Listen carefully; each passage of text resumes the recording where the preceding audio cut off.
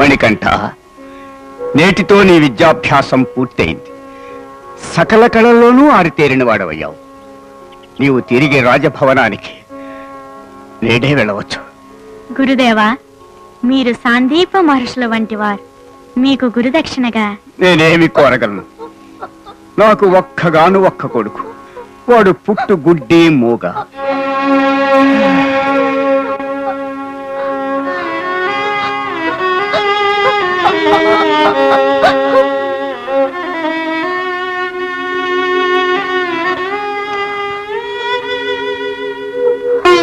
చూడు,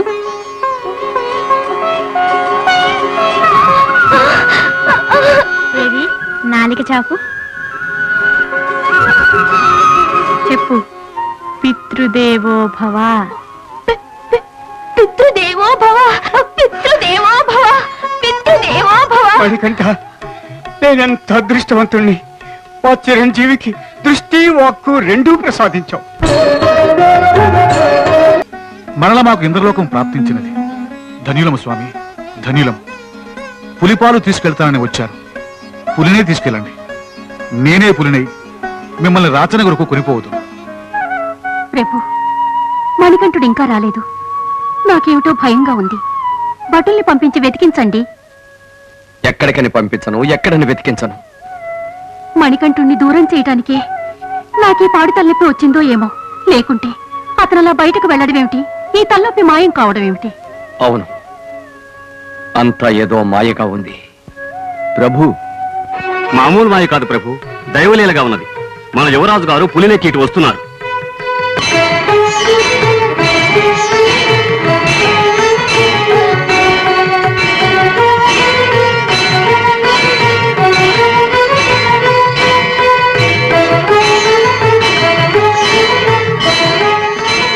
మణికంఠ, మణికంఠ! ఎందుకమ్మా అంత భయపడతారు? మీ తలనొప్పికి పులిపాలు కావాలన్నారుగా, పులినే తీసుకొచ్చాను. పులి వద్దు, పాలు వద్దు. నా తలనొప్పి ఎప్పుడో పోయింది. చాలా సంతోషం. వ్యాఘ్రేంద్ర, ఇక నువ్వు వెళ్ళవచ్చు. మణికంఠ, నువ్వు సామాన్యుడివి కావు. దైవాంశ సంభూతుడివి, కారణ జన్ముడివి. పితృదేవా, నేను చెయ్యవలసినది ఇంకా ఎంతో ఉంది. అందుకే తపస్సుకు వెళ్ళాలనుకుంటున్నాను. తపస్సుగా? మణికంఠ, ఏమిటయ్యా ఈ నిర్ణయం? నీకు వివాహం చేసి అచ్చటా ముచ్చటా తీర్చుకోవాలని ఎన్నో కలలు కన్నావు. కలలన్నీ సత్యాలు కావు తల్లి. కలలు క్షణికాలు, సత్యాలు శాశ్వతాలు. శాశ్వతమైన సత్యస్థాపన కోసం నేను జన్మించాను. అది నెరవేరాలంటే నేను నిష్ఠుర బ్రహ్మచర్యం వహించాలి. బ్రహ్మచర్యమా? నాయనా, ఎందుకింత కఠోరమైన నిర్ణయాన్ని తీసుకున్నావు?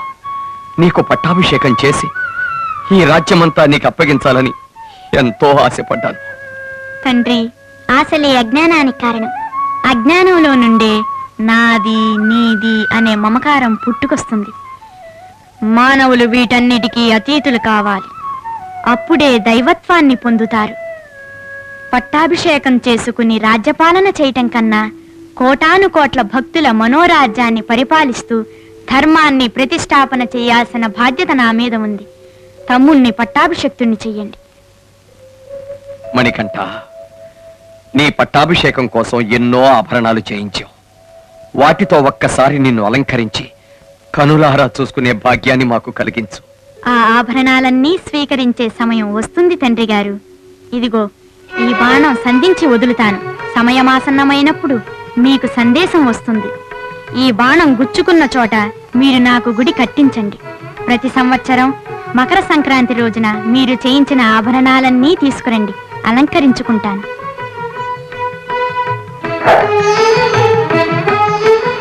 జననీ జనకులారా, ఇక నాకు సెలవా? అయ్యా మణికంఠ! అప్పా మణికంఠ! అయ్యా, అప్ప! ఆహా, ఎంత మంచి పేరు! ఇక నుండి భక్తులందరికీ అయ్యప్ప అనే పిలుపుతోటే పలుకుతుంటాను. వావరు, నీవు ప్రజలని ఎందుకు పీడిస్తున్నావు? నీకేం కావాలి? నీ దేశంలో వజ్రాలు వైడూర్యాలు కోకొల్లలుగా ఉన్నాయి. అవన్నీ నాకు కావాలి. అంతేగా, సరే తీసుకో.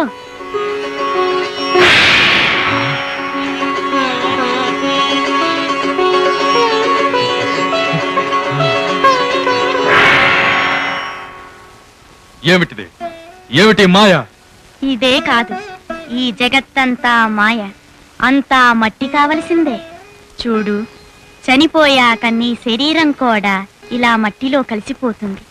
ఈ మాత్రానికెందుకు నాయనా ఇతరులను పీడించటం, ఇంత దురాశ? స్వామి, క్షమించు స్వామి. అజ్ఞానంతో చేసిన తప్పుల్ని క్షమించు, క్షమించు స్వామి. విదేశీయుడై ఉండి మన వేదాంతాన్ని జీర్ణించుకున్న జ్ఞాని అయిన వావరస్వామిని నన్ను దర్శించడానికి వచ్చిన భక్తులందరూ ముందుగా నిన్ను దర్శించుకుంటారని అయ్యప్ప స్వామి వరమిచ్చాడు. శ్రీరామ జయ రామ జయ జయ రామ, శ్రీరామ జయ రామ జయ జయ రామ, శ్రీరామ జయ రామ జయ జయ రామ, శ్రీరామ జయ రామ జయ జయ రామ, శ్రీరామ జయ రామ జయ జయ రామ, శ్రీరామ జయ రామ జయ జయ రామ, హనుమా, శ్రీరామ జయ రామ. స్వామి,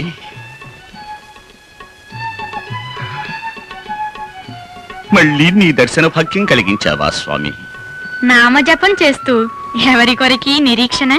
సర్వాంతర్యామివైన నీ కొరకే ఆనాడు కురుక్షేత్రంలో శ్రీకృష్ణ పరమాత్మ ఉభయ సేనల నడుమ రథము నిలిపి అర్జునునకు గీతోపదేశం గావించాడు.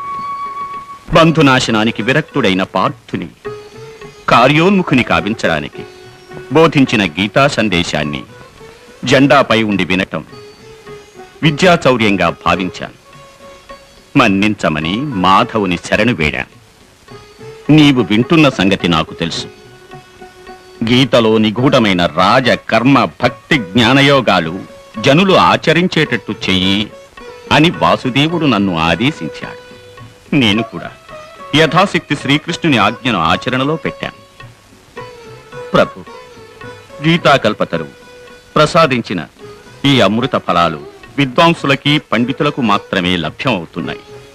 సామాన్య మానవులు కూడా గీతామృతాన్ని ఆస్వాదించగలిగిన నాడే సీత గీత పుట్టిన ఈ నేల ఆచంద్రార్కం సుఖశాంతులతో విరాజిల్లుతుంది.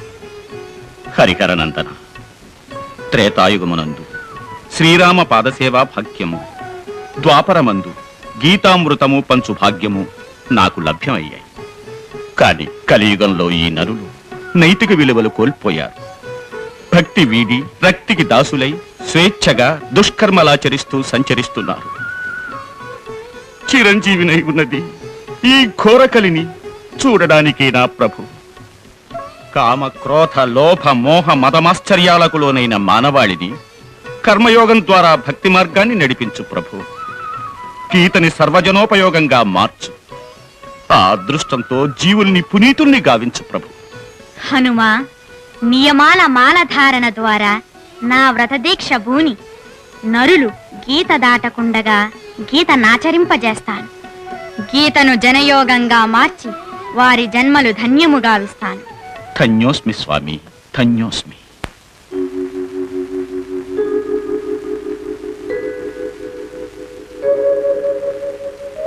శబరి,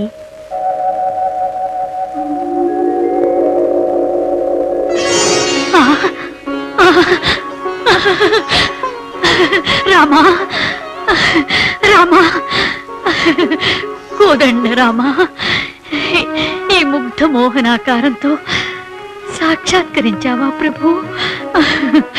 భద్రుణ్ణి అనుగ్రహించి నన్ను మరిచి వెళ్ళిపోయావా తండ్రి? రామా, ఆనాడు భద్రుడు భక్తికి మెచ్చి మోక్షము ప్రసాదించి భద్రగిరి మీద వెలిశాను. ఈనాడు నీ అకుంఠిత దీక్షకు ఆనందించి నీకు ముక్తిని అనుగ్రహిస్తున్నాను. నీవు శబరిగిరిగాను, నేను శబరిగిరీసునిగాను కీర్తింపబడతాము.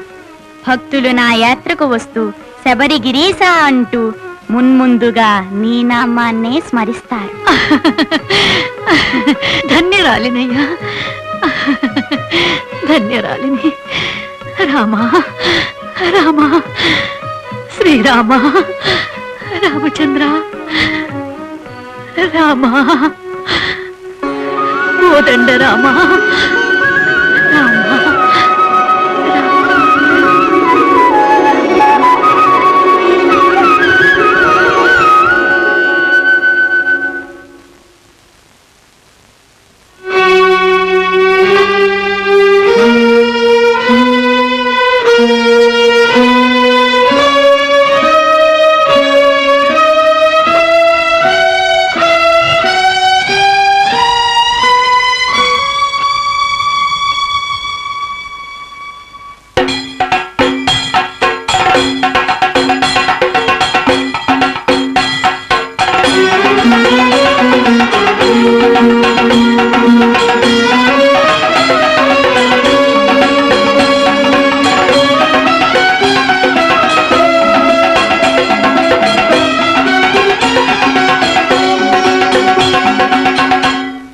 మంత్రివర్య, ప్రభు, మణికంఠుడు తపస్సుకు వెళ్ళినది మొదలు నా మనస్సెందుకో రాచకార్యముల మీద లగ్నము కాకున్నది.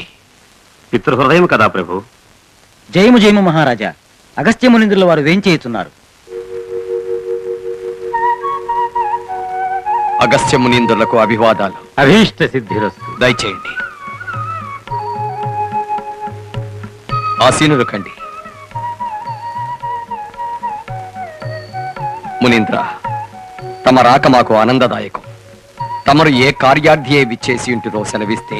మహారాజా, మణికంఠుడు తపస్సునకు వెళుతూ చెప్పిన విషయం గుర్తున్నదా? అదెట్లు మరవగలను మునీంద్ర? తన సందేశము వచ్చినప్పుడు ఆలయ నిర్మాణము గావించమని చెప్పి ఉన్నాడు.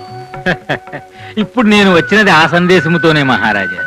మనము తక్షణమే బయలుదేరి స్థల నిర్ణయం గావించి ఆలయ నిర్మాణమును ప్రారంభించవలసి ఉన్నది. మహద్భాగ్యం మునీంద్ర.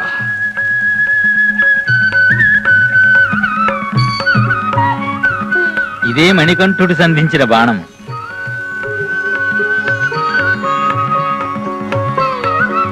దేవశిల్పి, ఆలయ నిర్మాణానికి స్థల నిర్ణయం కావించండి. స్థల నిర్ణయం అయ్యప్ప స్వామియే చేసుకున్నారు. అది చూడండి, అదే శబరిగిరి. అయ్యప్ప స్వామి శబరిగిరీశుడు.